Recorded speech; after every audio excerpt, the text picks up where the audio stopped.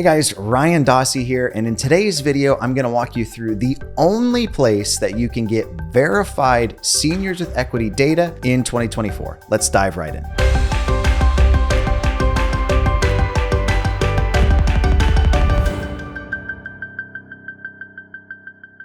Now, if you're on my email list, a couple weeks ago, I told you guys I was gonna show you the only place that you're able to get senior mailing lists in 2024. Took a little bit longer than I intended because, well, we moved, as you can notice.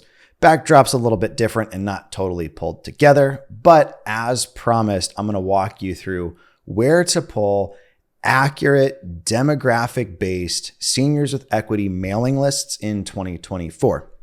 Now, why would you want to mail seniors with equity to begin with? The fact of the matter is, historically for us, they've been some of our best deals. Typically, they've owned the property a long time. They've maintained it well. We call it like grandma nice pretty often, but they're aware they haven't done updates, so they're not going to get full retail value for it. In my experience, these are kind of the classic example of not motivated, but reasonable sellers. They understand what they've got, a home they've taken great care of, and they've probably been in it a long time, but they're also aware that it's not perfect, right? It's not been recently remodeled in most instances. Now, I do want to put a disclaimer on this list. We never take advantage of people that are in situations such as like mental or health decline. Internally, our rule of thumb, if there's even a hint that something is going on, we loop in next of kin, attorneys, all of that, right? If somebody's asking questions that we've answered or they don't remember speaking with us, hey, if you want to sell us your house, totally fine. We've just got to loop in your attorney or next of kin, right? That protects them and protects us. Last thing I ever want to do is buy a house from somebody that's really not in a position to sell it. We take it a step further in that our ISAs or inside sales agents, the people that take the initial calls, actually note that inside our CRM. Once that note is there, they can't delete it. So that's an audit checkpoint for us of were there any flags that we needed to clear before we move forward with this house. Now that I've explained why we like this data and how to be careful with it, I'm going to show you where to actually pull it. So let's dive right into my computer and show you how to pull this step by step. So it's not Propstream. Propstream has a senior mailing list. They don't actually have demographic data. So it's just long-term property owners. Now, I don't know if they say that's 10, 15, 20 years, but somebody bought a house at 20 and they're 40, they've been there 20 years, they're not a senior, right? They're probably not looking to retire or move to Florida or downsize or whatever. So it is not Propstream for this list. It used to be Listsource. Listsource was the gold standard back in the day. And I think this is an example of just data giant that got comfortable. Their price point sucked. How they treated new users sucked, and better tools like Propstream, for instance, came out of the woodwork. We used to pull seniors with equity mailing lists through Listsource because it was the only place you could get it. You could even do by age and things that were pretty nice. It seems like in 2022, 2023, though, something changed with their data access. And in my main farm area, that's 400,000 records. They were oh yeah, there's 300 seniors. And I was yeah, no, it used to be tens and tens of thousands. So something changed there. Honestly, we don't really use Listsource for anything. They've kind of just been shelved in the, that was a nice tool in the history books of real estate marketing anyway, in my opinion. We are getting it through Deal Machine. I know the owners of Deal Machine personally. We've done a lot of work with them with Ballpoint, and I've always been impressed at how they're constantly looking for new ways to add value to their users. So I'm going to walk you through just real simple, how their interface works, how to pull this list, and prove to you that the data is good while we're here pulling it. Now, if I'm hopping in here, this kind of top section, you just punch in your address. So you can do county, you can do city, you can do zip code. So for the sake of this one, I just did Fallbrook, California. You can add in all of these other filters, but it's actually under this quick list. If you click this button here, there's all these different lists, and senior owners is right on the list. Anytime I'm pulling lists, I'm also picking property type. I'm going to go over to more here, go to equity and equity percent. I'm always going to do is greater than 35%, meaning they have at max, right, a 65% loan to value, i.e. like they can afford to sell the property at a discount. We can see on here, we've got this count of like 6,000 folks in this particular county that are seniors, single family places, and they have equity. Now, the only list that I ever like length of ownership cap, right? I want to make sure they've been there a while. I'm not trying to mail a senior that just bought their retirement place. I'm looking to reach out to somebody that is looking to downsize or looking to retire or ready to move to something smaller, right? So we do want to add in a last sale date on these. Now it's up to you how you want to do these. I typically do like 5 to 8 to 10 years. How I pick that range really comes down to like how big of a list I'm trying to pull.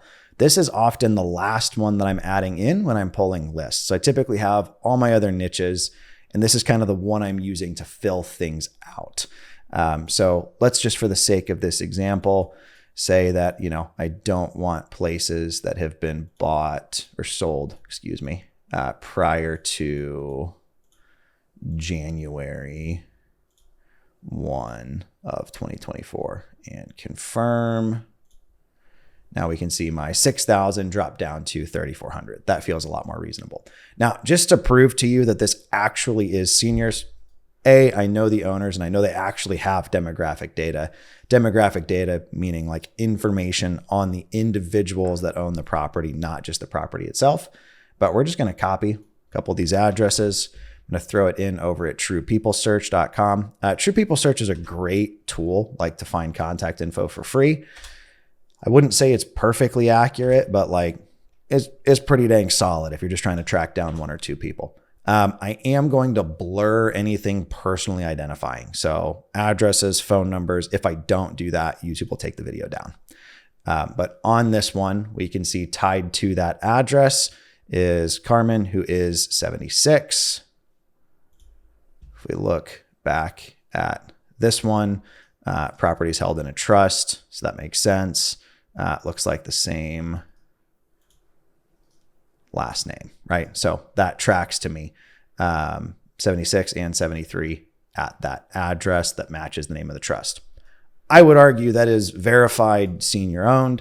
All right, so we're going to check this second one here. So we've got this address here that I've copied, pasted, and thrown over into True People Search. Now, this would be an example of like, wait a minute, this guy's 44. So one thing that's super common in California is like multi-generational homes, like parents with kids, with grandparents, like all in one place. If we go back and look at on Deal Machine on this one, the property is owned by Stephen and Seth.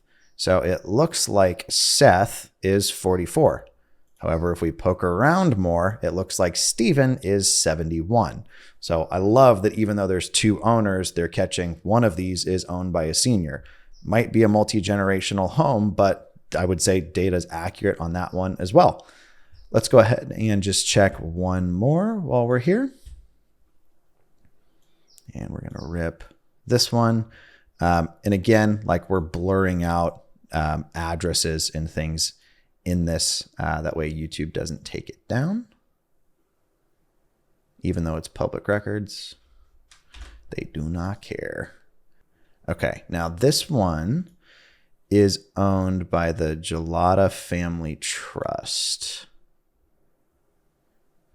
Sometimes, like what pops with this, right, is 64, 57, unknown, 60.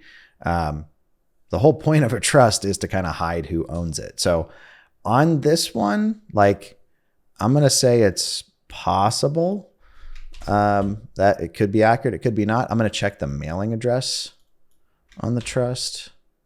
Okay, sweet. So again, it's accurate. Even if it's owned by a trust, that's actually stupid impressive to me. So it was the Gelada Family Trust. We've got the Geladas at 72 and 79.